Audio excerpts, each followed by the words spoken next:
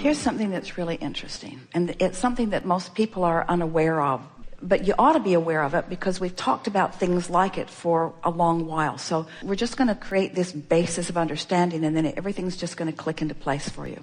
Most of this you could speak clearly to us, but there's a missing piece for you that you're about to feel break loose. So we all know about law of attraction, and you get it, that wherever you've got your radio dial set, that's what's going to come back to you. So if you've got it in your head, for whatever reason, probably from validation from other people, that they're not really receptive to you, as you notice that they're not, then they're not, and as they're not, you notice that they're not, and then they're not, and then you notice that they're not, and then they're not. So it's like you create the scenario, different places, different faces, but the same sort of experience keeps occurring. So law of attraction is the basis of all things. We've established that. And what you're feeling and what you're thinking is what you keep getting more of. And so you want to figure out how to break that cycle. So because law of attraction only gives you things that are in the vicinity of where you are, it's logical that once you've decided, as you spoke rather clearly, that people are sort of put off by you, then those are the people that you most have access to. So let's just say that people are running around and they're on all different vibrational wavelengths. And we're going to make a really powerful statement here that we've not made before, but it really is amplified by this conversation that we're having. Where you are vibrationally is so where you are, vibrationally, is so where you are, that your most satisfying communication is with other people that are right there where you are. So let's say that law of attraction could really mess up, and that you could be in this high-flying, really good vibrational vortexual place, and you could end up at one of those hostels with someone who's really in a... Now, law of attraction can't give you that, but let's say it did. Or let's say that it's something even close to that. So you're here and they're here. What's happening is, at unconscious levels, they are doing everything in their power in their quest to communicate, to get you to come to where they are. Because there's no communication, there's no experience. And so, without meaning to, they would like you to be there, but it's happening even on unconscious levels. And if you're not really caring about how you feel, you'll go there easily. And when you go there, it's not their disapproval of you that you're feeling. It's your lack of resonance with who you really are that you're feeling. Did you get that? Oh. People have been saying things for a while like, well, they're just trying to bring you down to their level. Well, they are. So they see someone like you. You look as if your appearance is one, and we're not just talking about the beauty of who you are physically. We're talking about your vibrational appearance. You have knowledge. You have eagerness. You have a desire to fulfill your life experience. You are radiating. We saw you back there from the moment that the gathering began, and we're just waiting for the resistance to be at its softest ebb before we bring you forward. In other words, you are unmistakable. You are radiating, and you are a pain in the whatever to people who aren't there, who want to be there. In other words, what bothers them about you is that you live what they want to live, and they don't know what to do about it.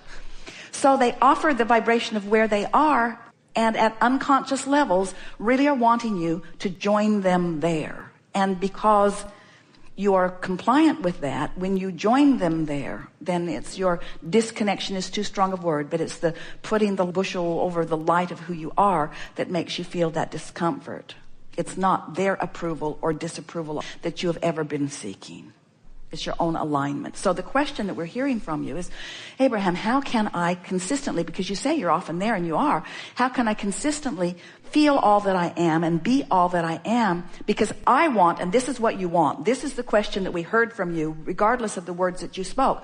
I want to travel for 3 months with my backpack, and I want to be so tuned into source that everywhere I rendezvous, I'm the one that brings them up. Yeah. I want to bring them up rather than them bring me down. And be stable. And the way you do it is first by understanding the way these laws work. Next, by understanding that you have 2 vibrational vantage points, which you do. Next, by understanding that the way you feel is your indicator of how you're doing. And next, by just having enough exposure to enough people that eventually, and it happens frequently anyway, you feel yourself as the one who uplifted rather than as someone who was diminished by someone else's more dominant vibration. Those are incorrect words, because there is not a more dominant vibration, there's a matching vibration. In other words, they couldn't bring you down if you didn't have a proclivity to go there. And the reason that you have a proclivity to go there is just out of habit of going there. Yeah. You've done that all your life. Everyone has. It's just never bothered you like it bothers you now, because you've tasted the sweetness of the other. In other words, your standards are now higher. You're not willing to go there. Oh, and then there's other stuff. They talk drivel. They talk about unimportant things. They're just going on and on about things that are so not important. In other words, there's so many more meaningful things that you could be talking about than the things that most people are talking about, because they're not knowing what you're knowing.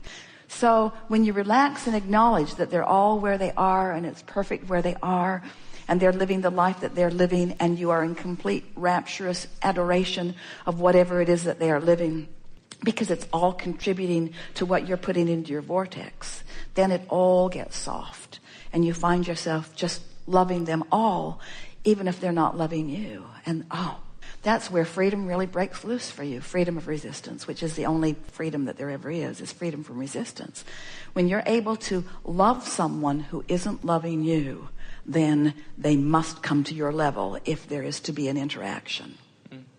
Which means if you're steadily here, they can't show up at the same hostel with you, because one who's connected to this stream, one who's in this vibrational place, is more powerful than millions who are not, you see. So now, if you were just coming to the chair now and you were wanting to have this conversation, how would it sound now? I like being who I am, and often I am. And I want to be who I really am more often. And how would I know the sweetness of being who I am if I never had a moment of not being who I am? How would I know? How could I discern? And so isn't it all good? And why do I want to attract people on my wavelength? We're going to answer it for you. Because it's evidence of my alignment, which is what I really want. Let's get that in the proper perspective, because some might say, I want to attract people on my wavelength because it feels better when it happens. But I want to attract people on my wavelength because I want to be on my wavelength. That's why. It's my wavelength that is the operative word here, not the attraction of others that confirm it and compound it and enhance it and affirm it. I want to be on my wavelength because nothing else is satisfactory to me. Nothing else is tolerable to me. I don't want to be in a moment out here on the leading edge without my inner being there. I want to be tuned into who I am so that when they show up at the party, they're tuned into who they are, because that's the party I want to go to. Right? Right. We're glad you're all in agreement. And have you noticed that as you sit and listen to us ramble on and on and on, that in your willingness to focus where we are, as you listen to what we say, you're feeling the resonance of this knowledge because you already hold it.